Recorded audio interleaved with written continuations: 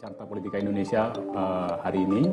Survei yang berjudul Kondisi Sosial Politik dan Peta Elektoral pasca kenaikan BBM digelar Carta Politika dengan melibatkan 1.220 responden dan margin of error 2,28%.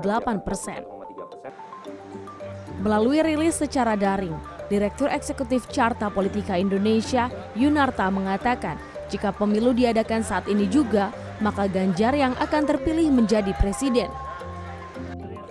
Ganjar dengan capaian 31% suara dan Prabowo di posisi kedua yang memperoleh 24% suara dan Anies Baswedan di posisi ketiga dengan perolehan suara 20%. Menurut Yunarta, Ganjar menang di wilayah Jawa Timur, Jawa Tengah, DIY Yogyakarta, Bali, NTT, dan NTB.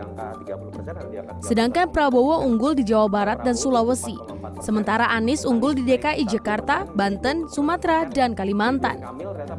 Sudah terpolarisasi hanya pada 3 nama ya. Kalau kita lihat teman-teman, pertama ada nama Mas Anies Baswedan itu yang menguasai daerah Sumatera dengan DKI Jakarta, Banten. Saya pikir kalau DKI Jakarta, Banten wilayah tempat Mas Anies kemudian berkuasa, jadi tidak mengherankan, malah mengagetkan kalau ada yang berkuasa di daerahnya kemudian kalah. Mas Ganjar ini ya kita bisa katakan memang berkuasa sekali di Jawa, terutama Jawa Tengah dengan Jawa Timur. Kalau mau diakumulasi 67% di Jawa Tengah, lalu kemudian di Jawa Timur juga masih unggul sangat tinggi juga di Bali, NTB, NTT, dan Maluku, Papua. Lagi-lagi mirip dengan pola basis yang suaranya Jokowi kuat, Ganjar juga kuat.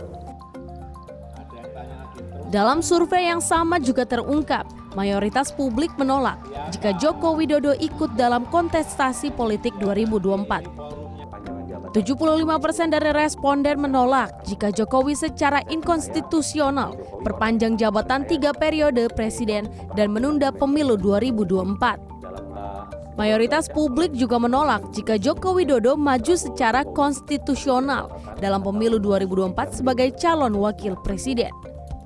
Tim Liputan CNN Indonesia.